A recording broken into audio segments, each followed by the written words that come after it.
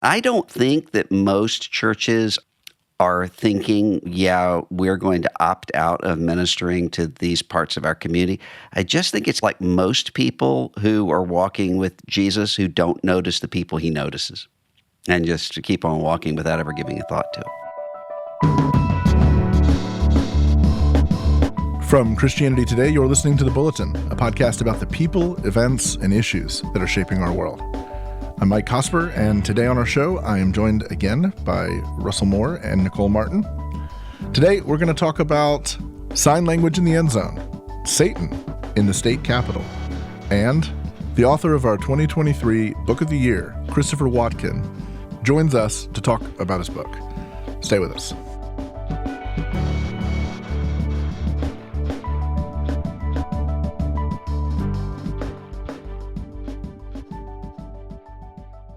All right, Russell, Nicole, welcome back. So, following a 73-yard touchdown, DK Metcalf from the Seattle Seahawks didn't mark the occasion with a dance. Instead, he chose to drop the ball and signed the phrase, "standing on business," using American Sign Language. This season, it's been a regular sight for the Seahawks wide receiver to incorporate ASL into his end zone celebrations. What sets this apart, though, is that Metcalf's engagement with ASL isn't just about learning a single phrase for on-field celebrations. He's dedicated months to this, rekindling his interest in the language, which he first explored during a college summer break. During the season, every Tuesday, Metcalf connects via Zoom with Daryl Utley, an ASL instructor based in Knoxville, Tennessee. He views this as an opportunity to challenge himself, to broaden his horizons, but also to connect with a part of the NFL's audience that a lot of people don't think about on a regular basis. It's a remarkable thing to watch. My first reaction was like, that's a weird turn. He's a very charismatic person, a very charismatic, funny guy. But then to come to find out that this is a discipline that he's really devoted himself to, I just thought it was a remarkable, interesting story. Yeah, and it's remarkable to me to see some of the responses from the deaf community talking about how you can tell by the way he does it that he actually knows what he's doing. So I guess if you use the analogy of language, he has the dialect down correctly. And as one of them in one of the articles I read was quoted saying, a lot of people learn just enough sign language to cuss without getting caught. And this is somebody who really is communicating, and that's extraordinary. Yeah. It was fun seeing people respond to his quote-unquote swag. It reminded me actually of the Super Bowl halftime, Rihanna's halftime show, Super Bowl in February this year. Her sign language interpreter was off the chain. You talk about swag. Her name was Justina Miles, and she actually got more attention than Rihanna did because she wasn't just signing in the way that you would see like a press conference. She was moving, her whole movements embodied the song. So it felt good to me to see when you centralize something that is typically marginal, it really does add another view. Like you start to think, man, there are people who are in the deaf community who are watching football. There are people who are in the deaf community who I may not know or see because I'm more central as a hearing person, but they deserve to have a little swag too. It was pretty cool. There's nothing condescending seeming about it. So the vibe is not, oh, and now I'm going to include the deaf people who watch. It's more like he's joining himself to something that's already cool and important, which is what he's doing. And it's just, you don't notice how rare that is until you see it.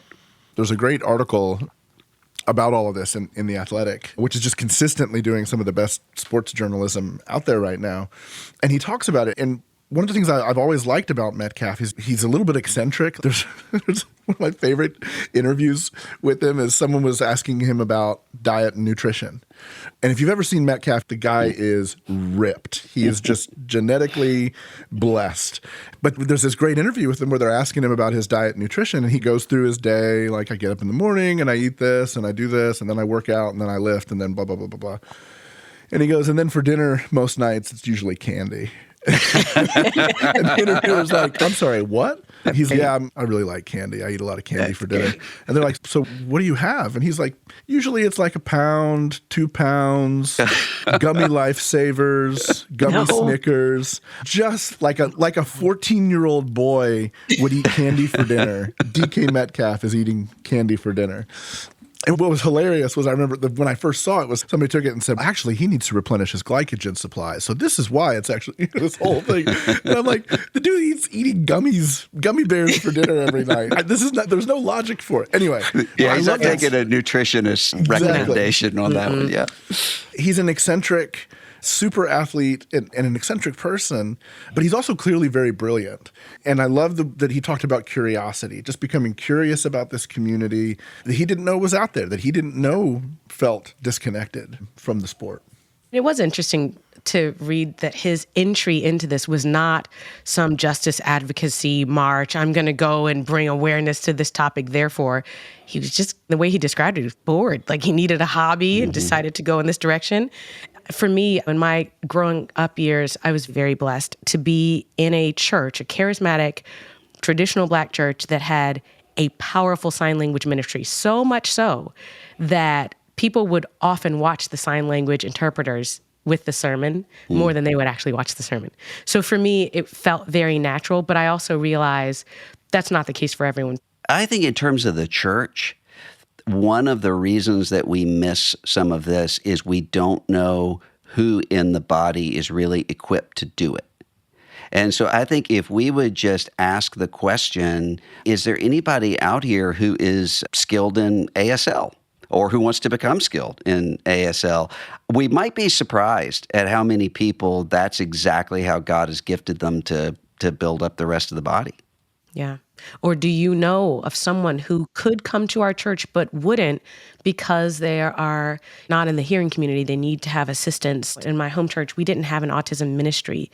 We did have 2 young boys who were autistic. They would yell out in service. They would rock and stand. And I remember the times that other people would get irritated. And I'm heartbroken with that memory. But I don't know if we've ever asked, do you know people? I think families like that either opt out or they try to find a place that already has it built in.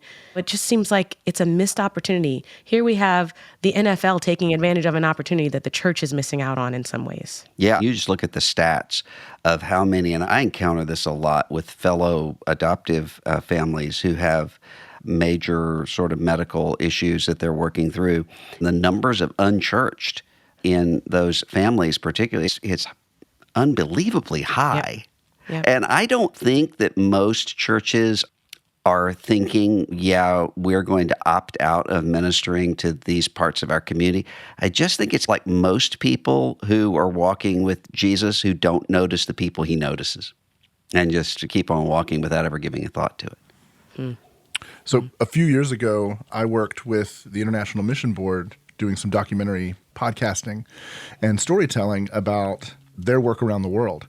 And they divide the world among what they call affinity groups, that are these culturally connected affinity groups because of location, language, various things.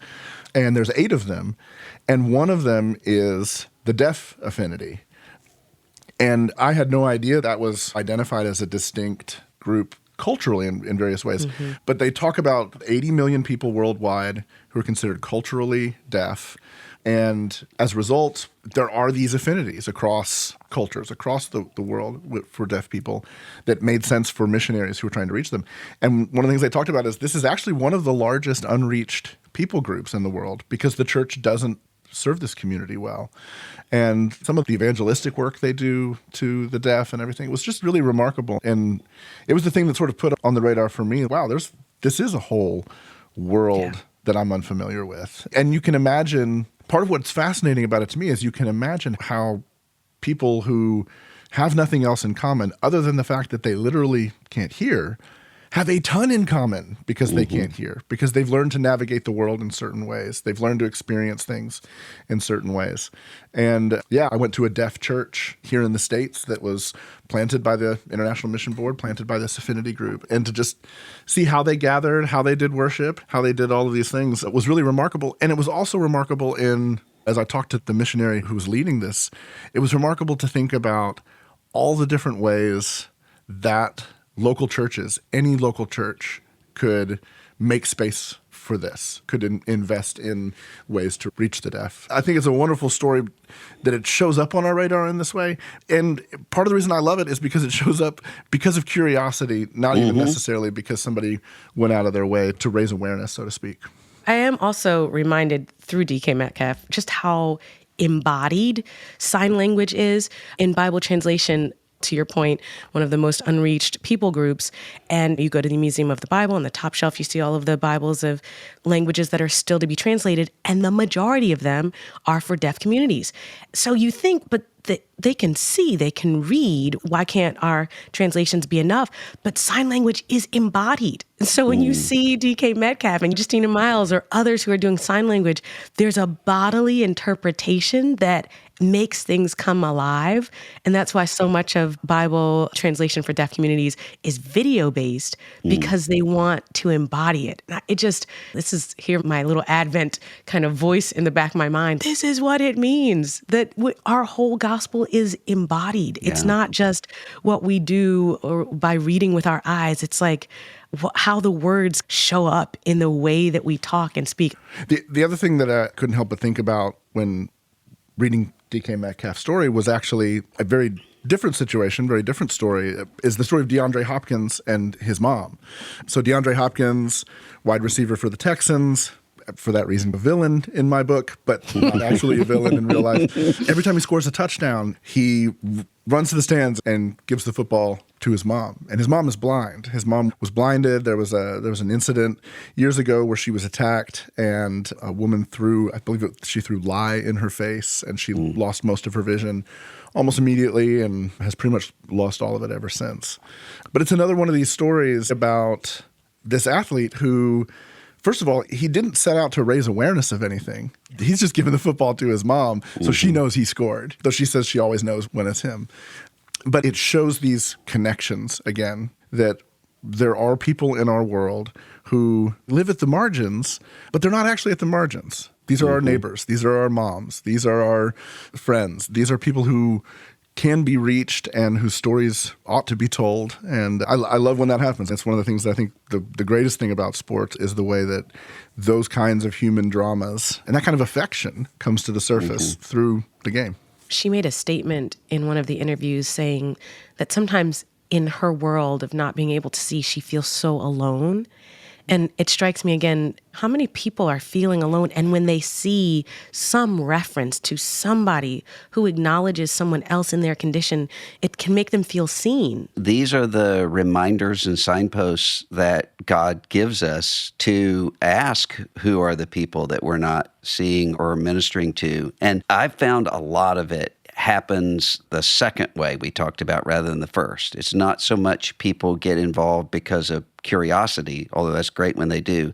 Usually it's because they have a relationship with somebody and they know there's a special place for somebody with, as I have in my family, an autistic spectrum person. You then think about that a lot and think, oh, that's not going to be the right way to talk to people who are on the spectrum or what have you. And I think that there's something really good about that, those relationships, like those who took their friend and lowered him down through the roof. They knew him. And I think there's something to that. And if we just spent some time asking, wait, we know we're forgetting some people, but we don't know who they are, and we just sat with that for a while, maybe we'd see things we don't see now. No, that's really well put. All right, we will be right back.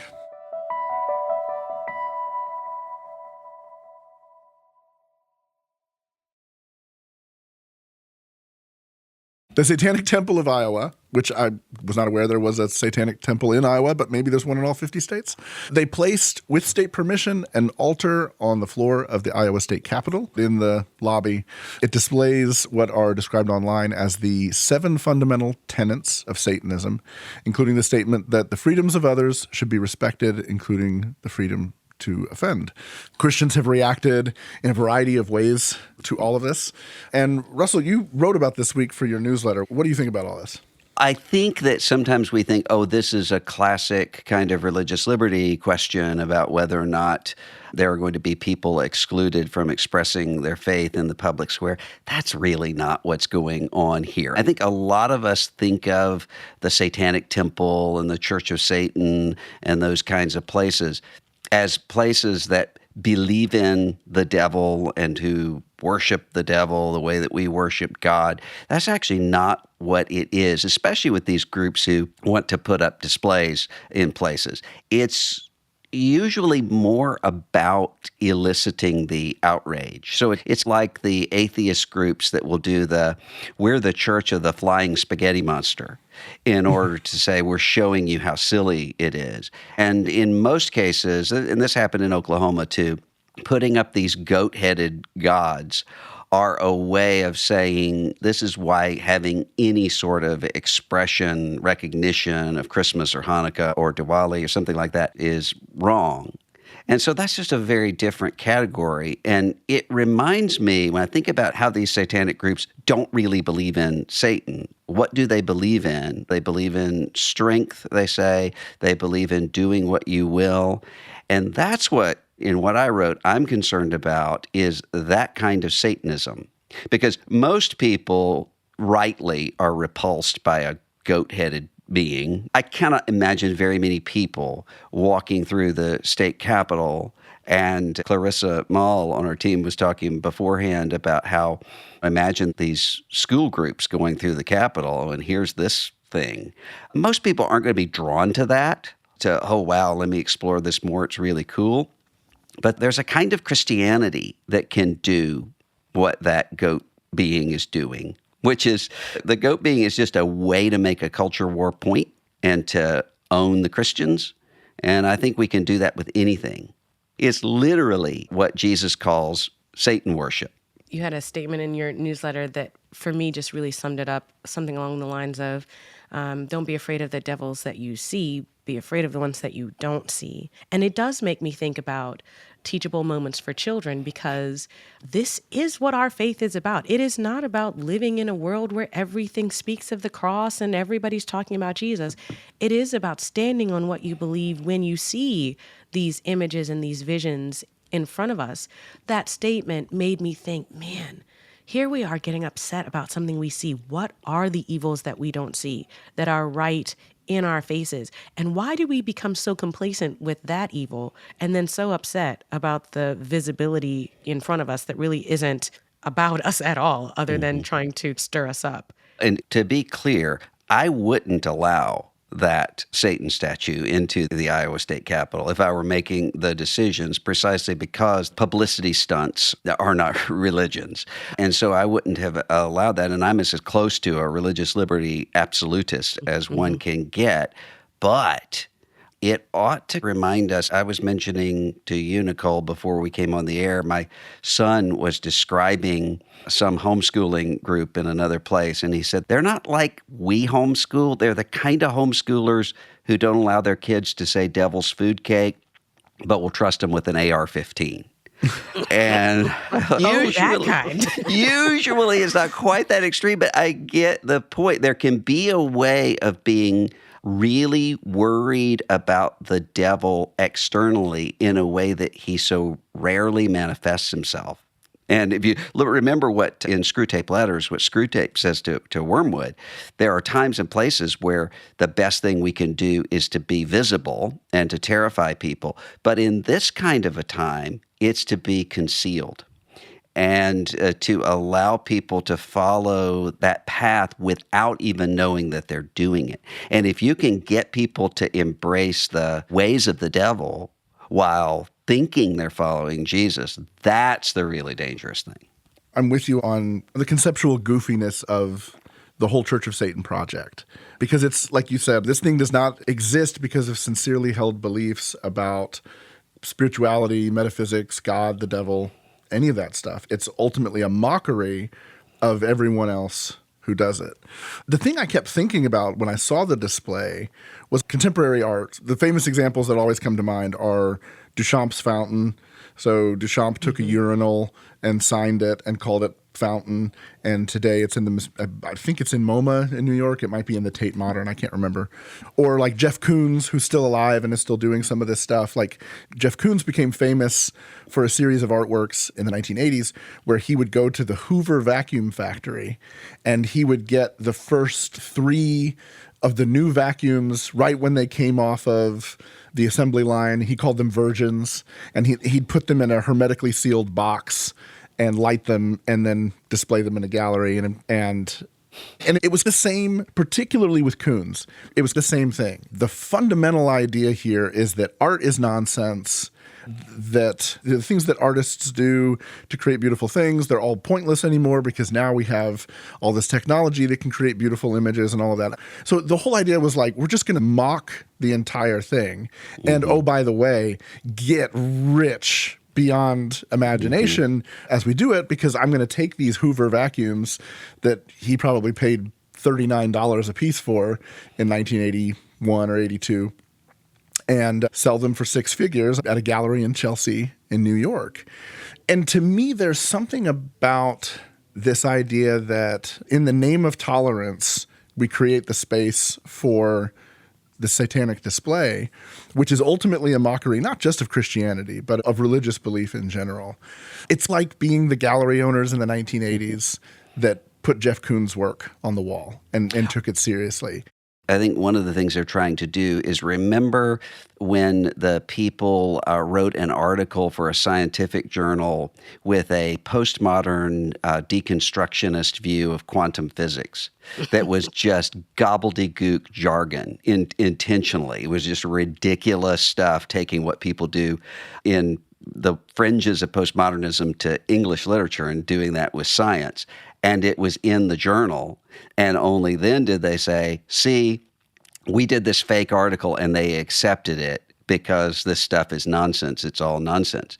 And that's a similar thing to what these sorts of groups are doing, to say, see, if you can end up with us with our goat head here, that means that you really shouldn't have any kind of recognition of anything that's ultimately tied to religion. And those, we constantly, not as much now, had a lot of fights over whether or not it's the establishment of a religion for a community to recognize the fact that there's Christmas or Hanukkah going on. I don't think it is in most cases. But that's the point that's trying to be made. And those spaces aren't for making points. There's a place for that. And there's a place for free speech and for making a point. But that's not what's going on there. I think there's a limit even in my Christian understanding of what is a quote unquote fair display. And so I'm trying to unpack that because on one hand, I think, all right, if Christians wouldn't get so riled up about this, would there even be a display? There is a display, right? Because there is a faction of our population that on Twitter and on every social media I've seen comes off with, again, stupid things. You're not making sense. Even in reading responses to John Dunwell's posts, the responses that Christians were giving were so poor, just so poor. The man had to keep repeating, again, I am a Christian and I serve the needs of all people in our state. And honestly, there's a faction of Christians that are going to get upset and say stupid things just because they have the opportunity to do so. And I'm a little concerned about that. And that's the point. That's the point behind a lot of these stunts. You think about it remember that video that Lil Nas X did a year or so ago where he has the devil there making out with the devil or whatever. And that is obviously in order to get a shock response from people, and we often play right into it. Yeah, he since did a Jesus thing, and people were mad too. He gets great traction when people are mad. Yeah, and back in the day, Madonna would do this a lot. Take the Catholic imagery, and the whole point of it is, aren't we naughty? We're doing things we shouldn't be doing, and yeah, it's dumb. And I think this is one of those things where you say, okay, you're not going to put your goat head in the Capitol because you're not actually a religious group. But also, you're not going to get the response from us that you want. It's like people, I've had friends drive me crazy because they'll talk to me about engaging with trolls on some social media outlet, trying to reason with them about something. That's exactly what they're trying to do, is to just get a response and to do more and more extreme things to get a response. And as Warren Cole Smith said to me yesterday in a thing we were doing, that his son would always say, if you play stupid games, you'll win stupid prizes. That's true enough. Yeah. There's a practical kind of civic element to this that I think matters as well. When you're running an art gallery and you hang a vacuum cleaner on the wall because this artist says this is proof that art and beauty doesn't matter, you're endorsing that in a weird way, right? Like to a certain extent, you're endorsing that, and you're undermining the sort of credibility and the argument for what you do.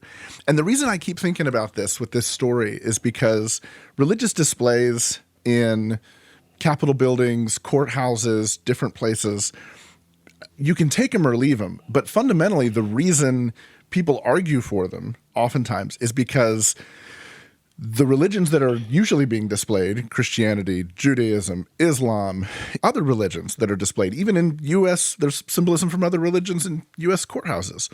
That stuff's often there because those religions provided a sense of morality and meaning and ethics that are the fundamental building blocks of civilization and law.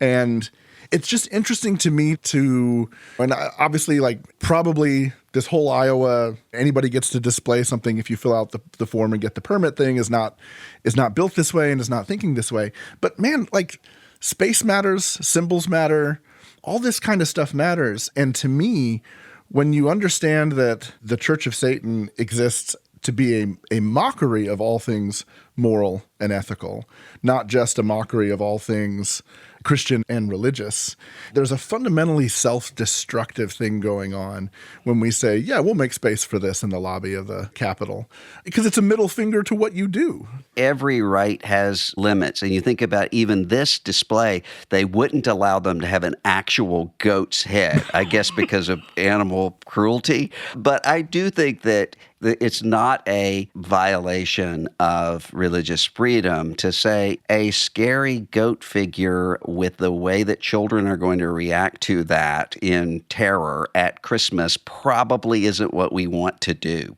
I just don't think that really is fitting into the religious freedom space. Well, and I think that goes back to this thing that we see all the time, which is the cowardice of people in positions of power making conscientious moral judgments, that it's an easier judgment to go, anything goes. I don't want to be the one who tells somebody no. I don't want to be the one who mocks somebody's religion or hinders somebody's freedom of expression or whatever. So we just got to allow for the satanic goat head for a few weeks here and just take your kids around the stairs the other way. One of the analogs to this is often there will be state governments will put up these signs, this mile of highway is being taken care of by the Lions Club or the Kiwanis Club or whatever. They're not endorsing those groups. They're announcing that those groups are doing this. And there have been a couple cases where they had to think, what do we do when the Ku Klux Klan wants to take care of that mile of highway? And are we going to put that up? No. So we do know there are some limits to what is there without saying that we're going to violate the free speech of the Ku Klux Klan or by saying that somehow that means that we're endorsing everything that the vegetarian club is doing. It's just there are some lines. Mike, to your point about the vacuum cleaner and the art show, I was thinking I'm actually not that bothered by the vacuum cleaner in the art show because I would think the purpose of that space is to cultivate conversation about art. And if there's a piece in there that makes you question art altogether, how amazing is that to add to the conversation? But clearly, I think I'm more open to these kinds of displays in Capitol buildings, not because they reinforce the values of the country. I think that is a very valid point. And I think if they're going to revisit this policy, they definitely need to say something along those lines, that we will allow for groups that have some level of value system that aligns with our country, our state, our area. But I do think there is a place to say, I'm actually okay with these kinds of things because they spark the conversations that we should have been having in the church a whole long time ago. This is me. If my kids are seeing a satanic display for the very first time because they did a field trip at the Capitol Center, I'm feeling like I haven't done my job. Not because I haven't exposed them to satanic worship. You haven't taken them to Satan worship. I wonder where you're going, Nicole. Do a better job of goat heads at Christmas time. If those kids haven't been in a pentagram of blood before Vacation Bible School. Exactly. But it does make me think, though, this is why apologetics matter in children's church. This is why it's important to teach your children that there is good and there is evil in this world. This is why I pray over my kids, because I have no idea what they're going to face when they go out there. But I do want them to have a strong biblical understanding of what is right so that they'll be able to look at something and say, now that is wrong. I think, again, I'm looking at this from the landscape of discipleship and thinking, all right, pastors, are you going to get up and blast the politicians who had the nerve to allow something like this? Or are you going to get up and teach your congregation these are the last days? And to Russell's earlier point, let's assess the evil that we don't see. I think this is a wonderful teachable moment. I think of Peter when at Caesarea Philippi, he is the one who said, you are the Christ, the Son of the living God. Nobody else is talking. And then right after that, when Jesus starts talking about being arrested, Peter says, no, that's never going to happen. We're not going to allow your enemies to arrest you, which sounds like a perfectly reasonable thing to say. Most of us would say that to our friends. We've got your back. This isn't going to happen. And Jesus' response is, get back, Satan. It's a really subtle form of where Peter thinks he's offering service to Christ, but actually Jesus says you're setting your mind on the things of man and not on the things of God. That's where I think most of us aren't tempted to arrange goat heads on the wall around us, but a lot of us are tempted to do that. Yeah, absolutely. Absolutely. And we know what to get clear, Nicole for Christmas, and that's a vacuum cleaner and a frame. I'm already thinking goat head ornaments. Absolutely off. Look at it, children. Look at it and know that this is not the Lord. I love that your instinct is to go from here to get her a vacuum cleaner to put on the wall. And she's going, yeah, I need to go buy some goat head ornaments for my children. That is terrible. They told us this is where Harry Potter was going to lead. We didn't take the warning. While we're doing Christmas season takes, I think we need to do a thumbs up, thumbs down from the Bulletin panel. Not an official one. We speak as individuals, not on behalf of Christianity Today. But a thumbs up, thumbs down on the Elf on the Shelf. Thumbs up. Thumbs down. Oh. What? Ooh. Oh my gosh. I have a full theological understanding of why this matters. I have a full theological understanding of why it doesn't. Okay, I want to hear. I thought this was going to happen. Nicole Martin, give us your 30 seconds on the theology of the Elf on the Shelf. Inspiring wonder. The elf is in the house, but you just don't know where. And my kids wake up with such joy. They cannot wait to see where the elf is going to appear. I love it because it reminds me, man, I need to be looking for God this way. I need to be waking up with this kind of wonder. I know God is near. I just don't know where, and I want to see where God is going to show up. Yeah, and that's fine. That's fine. My problem with the Elf on the Shelf is when it's used in an inquisitorial kind of way. The Elf on the Shelf is watching you. That's where I say, no. That's a good point. Now, where I am, Mike, really against the flow when it comes to Christmas is that I'm thumbs up on the little drummer boy. And that's a rare place to be, but I can stand my ground on Little Drummer. I'm thumbs up on my Mariah Carey song. So. I am too. Oh, I know Mike is thumbs down on that. Mike, you didn't give your thumbs up, thumbs down on the Elf on the Shelf. as a closet Lutheran who believes very staunchly in the gospel of grace and rejects good works, I have nothing but loathing for the Elf on the Shelf and his judgmental little heart. Yeah. Who cares? Keeps the kids good for a little bit. You guys don't have young kids. That's the problem. We need to ask this question 10 years ago. 10 years ago, I had 95 theses on the Elf on the Shelf and how evil he was. Oh my gosh. And anyway. All right, we will be right back.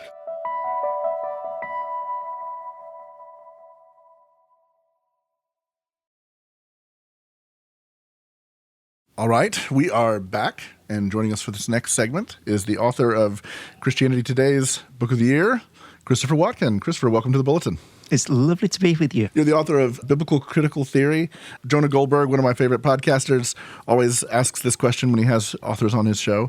Gives them a chance to shill for a second. What's your book about? It's about how the Bible makes sense of the world in which we live in a richer and deeper way than that world can make sense of itself.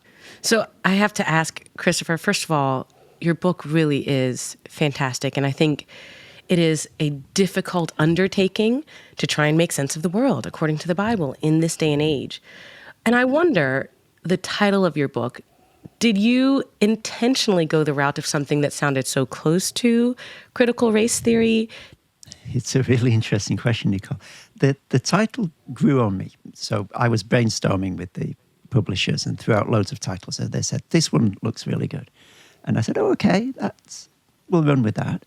But over time, I'm really glad we chose it, because one thing the book is trying to do is reclaim the idea of taking a critical stance towards society for the Christian tradition, if you like. So if you think about the Old Testament prophets and the way in which they remorselessly critiqued Israel and Judah, and so the idea of there being a critique of society within society has really rich, deep biblical roots. Think of Jesus with the Pharisees and the way in which his greatest invective, if you like, is turned inwards on God's people.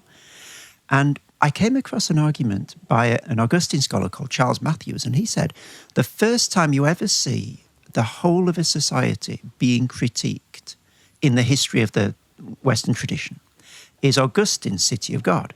Now, other people have said negative things about bits of society before, but a whole society, the whole of late Roman society. And if that's true, and I think it is, then the origin of cultural critique as we understand it today has profoundly Christian roots in the Bible and in the Christian tradition.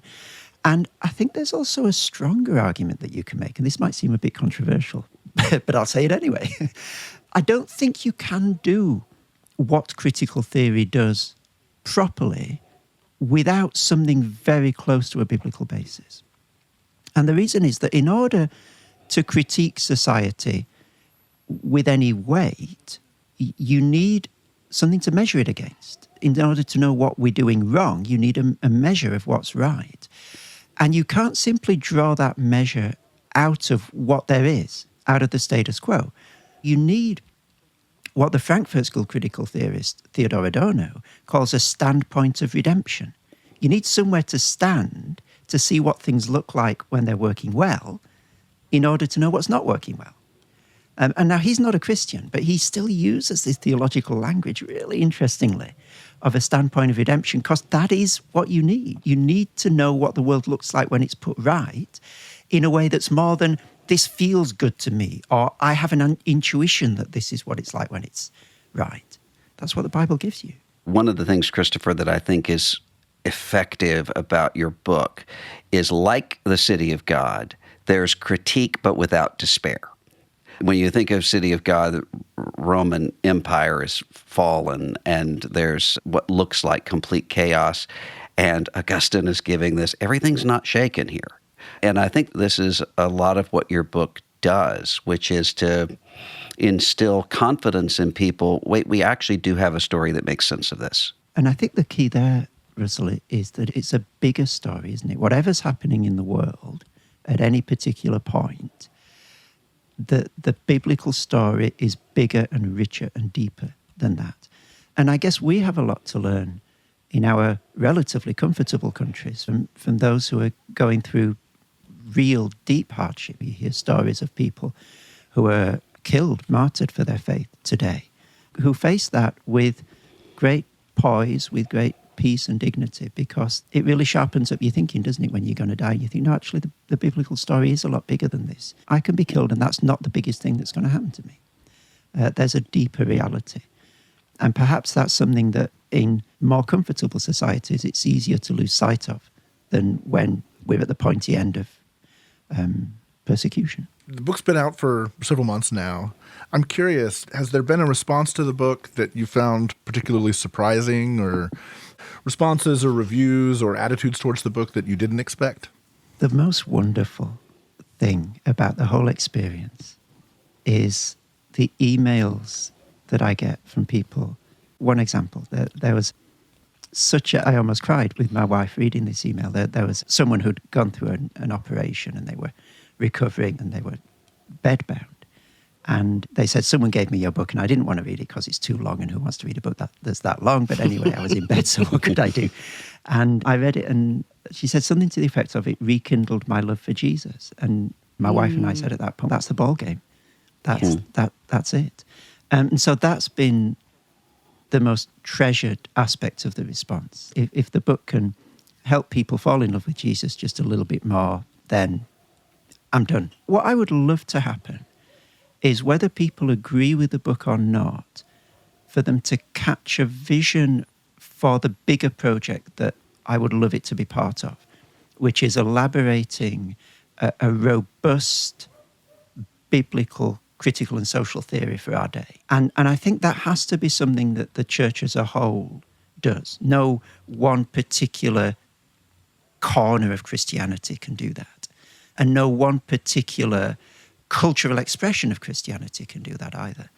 And so if the book can be a brick in a bigger wall, and even if people who read the book and think that my particular brick in that wall is misguided, put another brick in the wall, then that's what I'm after.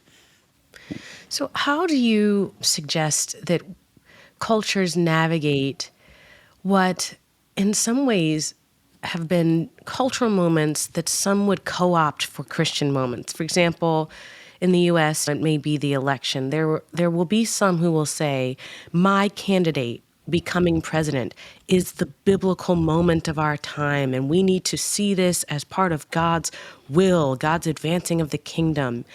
Is there ever a time when applying that critical biblical theory to culture becomes tenuous or dangerous? And then how do we create the guardrails so that we know what is clearer, this is God's hand, and what to say, yeah, this is part of the Bible, but it's not the quote unquote good part? How do we make sense of those things? I think you put your finger, Nicole, on something that's really crucial about the way that we do religion today. It's something that Bonhoeffer talks about quite a bit, and a contemporary theologian called William Kavanagh as well. And they say that our sense of ultimate things and of the holy has migrated, for a lot of us, away from the Bible and into things like politics. So we treat politics with a biblical weight now. So every 4 years we have the apocalypse, and there's a final judgment. And if my side get in, then it's heaven. And if the other side get in, then it's hell. And it can't take that weight. The political system can do some things, okay, but it can't take the weight of salvation. It's like a marriage. You know, if I try to find my salvation in my wife, I will crush her and I will disappoint myself. And if I try to find my salvation in the political system, then I will crush the system, in the sense that I'm asking it to do something it can't do.